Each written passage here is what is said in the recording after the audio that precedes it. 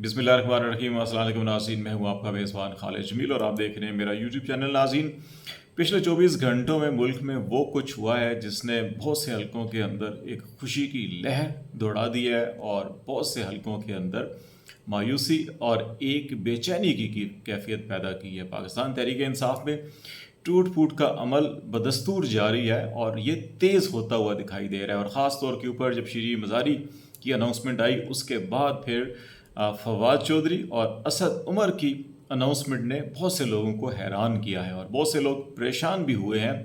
और अब इस किस्म की खबरें भी इस्लामाबाद के अंदर उड़ाई जा रही हैं कि सदर मुमलिकत डॉक्टर आरिफ अलवी भी बहुत जल्द न सिर्फ सदर मुमलिकत के मनसब से बल्कि पाकिस्तान तहरीक इंसाफ से भी इस्तीफ़ा देने जा रहे हैं। लेकिन दिल बर्दाश्ता होने की ज़रूरत नहीं है। पाकिस्तान के अंदर यकीनन इस वक्त किसी की हुकूमत नहीं है। बहुत से लोगों का ख्याल है कि इस वक्त पीडीएम की हुकूमत है, नून लीग की हुकूमत है, जेयूआई की हुकूमत है, पीपल्स पार्टी की हुकूमत है या एस्टेब्लिशमेंट की हुकूमत है। पाकिस्तान में इस वक्त अमलन देखा जाए तो जबर की और जुल्म की हुकूमत है, जहाँ पे अदलिया के फ़ैसलों का एहतराम नहीं किया जाता।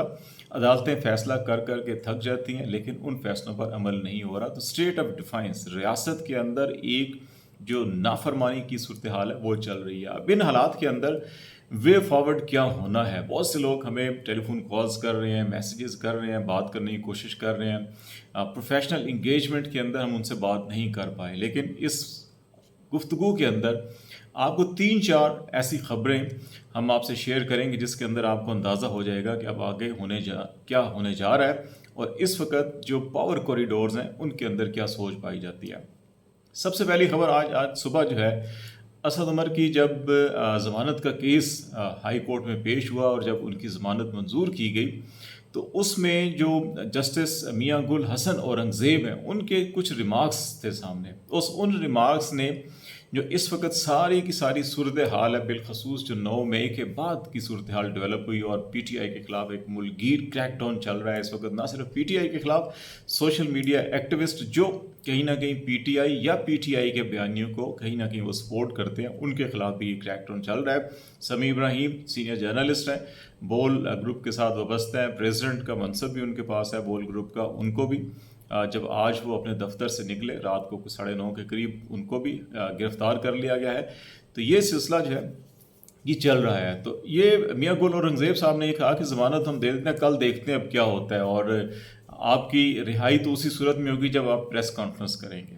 ये एक जज का, सिटिंग जज का और हाई कोर्ट के जज का, कोई लोअर कोर्ट के जज नहीं है, इस्लामाबाद हाई कोर्ट के जज हैं और वो ये कह रहे हैं कि रिहाई तो आपकी तब होगी जब आप प्रेस कॉन्फ्रेंस करेंगे। और प्रेस कॉन्फ्रेंस आज असद उमर ने प्रेस कॉन्फ्रेंस की, शरीफ मज़ारी ने प्रेस कॉन्फ्रेंस की, फवाद चौधरी ने ट्वीट के ऊपर मामलात जो है कि वो बता दिए। ये इसका मतलब यह है कि इस वक्त रियासत के अंदर जो मियां गुल औरंगज़ेब के रिमार्क्स हैं वो इस चीज़ की अक्कासी कर रहे हैं कि 9 मई के जो वाक़यात थे वो उनको कुछ सेपरेट नहीं देखा जा सकता। उसके बाद जो क्रैकडाउन हुआ रहा है पीटीआई के ख़िलाफ़ और इस क्रैकडाउन के नतीजे में जो नताइज हासिल किए जा रहे हैं, ये जो भी प्लानिंग थी, जो भी करने वाला था, कोई इधर का है या उधर का है, हम इस बहस में नहीं पढ़ रहे, लेकिन उन वाक़यात का पीटीआई के क्रैकडाउन, पीटीआई के अंदर तोड़ फोड़ और एक नई जो सियासी जहद का तयन है, जो बड़ी अरसे से एक डिमांड थी कि लेवल प्लेइंग फील्ड होना चाहिए। और आपको याद होगा मोहतरमा मरियम नवाज शरीफ ने शहबाज शरीफ साहब के हमरा बैठकर एक प्रेस कॉन्फ्रेंस की थी और जिसके अंदर ये कहा था कि उनके पास कुछ जजेस की और हाजिर सर्विस लोगों की वीडियोज़ अवेलेबल हैं और वो मुनासिब वक्त पर इस्तेमाल करेंगी। तो इस वक्त लगता ये है कि जो पूरी की पूरी गवर्नमेंट का जो पूरा जो गवर्नेंस का और इंतज़ामिया का स्ट्रक्चर है, जो इस वक्त बज़ाहिर ये नज़र आ रहा है कि पीएमएलएन के हाथों में होस्टेज बना हुआ है, शायद उसके पीछे वो जो उन्होंने एक प्रेस कॉन्फ्रेंस की थी उसके अवामिल कार फरमा हों। ये मुमकिन हो सकता है और मुमकिन नहीं भी हो सकता, लेकिन वो बात बड़ी अहम थी और उसके जो नताइज हैं वो नज़र आ रहे हैं। तो एक मियां गुल औरंगज़ेब का ये कहना कि आपकी रिहाई तो तभी होगी जब आप प्रेस कॉन्फ्रेंस करेंगे, तो इसका मतलब है कि बहुत सारी चीज़ें जो हैं 9 मई क्रैकडाउन और ये सियासी तोड़ फोड़ जो है कि सारी चीज़ें आपस के अंदर जुड़ी हुई हैं।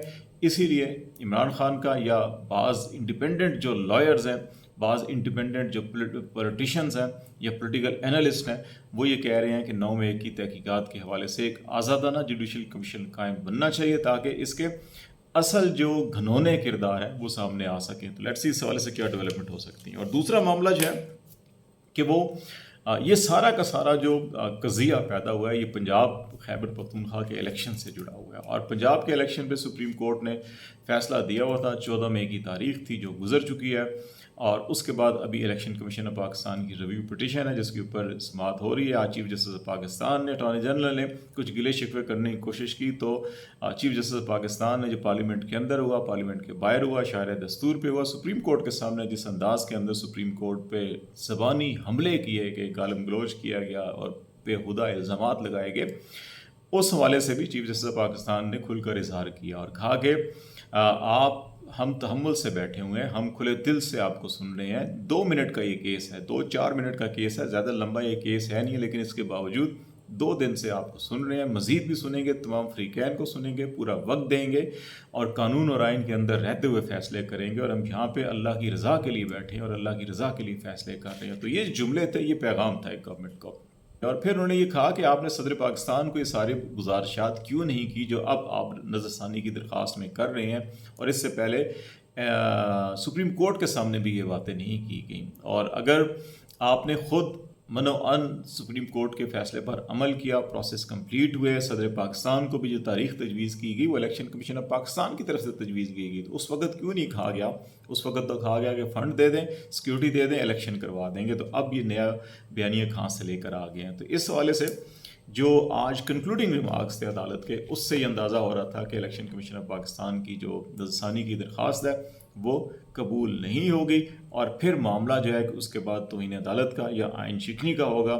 یہی وجہ ہے کہ حکومت نے اس وقت پی ٹی آئی کے اوپر ایک بڑا زوردار قسم کا کریک ڈاؤن کیا ہوا ہے اور دباؤ ڈالا ہوا ہے تاکہ پی ٹی آئی جو ہے کہ اس توہین عدالت یا آئین شکنی کے معاملے کو پرسو نہ کرے اور اپنے معاملات کے اندر الجھی رہے. دوسری طرف لاہور ہائی کورٹ نے آج تحریری حکم نامہ جاری کر دیا 72 ارکان اسمبلی جو پی ٹی آئی کے ان کی بحالی کے حوالے سے. پہلے خیال یہ کیا جا رہا تھا اسپیکر نیشنل اسمبلی آفس سے کہا جا رہا تھا جی کہ فیصلے میں کہا گیا کہ اسپیکر 2 دفعہ ارکان اسمبلی کو بلا کے ویریفیکیشن کریں کہ کیا وہ استعفے دے رہے ہیں یا نہیں دے رہے اور پھر وہ فیصلہ کریں. لیکن اس فیصلے کے اندر اس کے بعد جو لاسٹ پیراگراف ہے ریٹن اس فیصلے کا ڈیسیژن کا آرڈر کا اس کے اندر یہ کہا گیا ہے کہ اگر پی ٹی آئی کے ارکان اسمبلی اگر تحریری طور کے اوپر بھی سیکرٹری نیشنل اسمبلی کو یہ بھیج دیتے ہیں کہ انہوں نے استعفیٰ نہیں دیا یا وہ استعفیٰ واپس لیتے ہیں تو سیکرٹری نیشنل اسمبلی باؤنڈ ہوں گے کہ ان ارکان اسمبلی کو بطور رکن قومی اسمبلی ایوان میں شرکت کی اجازت دیں اور انتظامات کریں. تو اس سے راستہ آسان ہو گیا ہے. شاید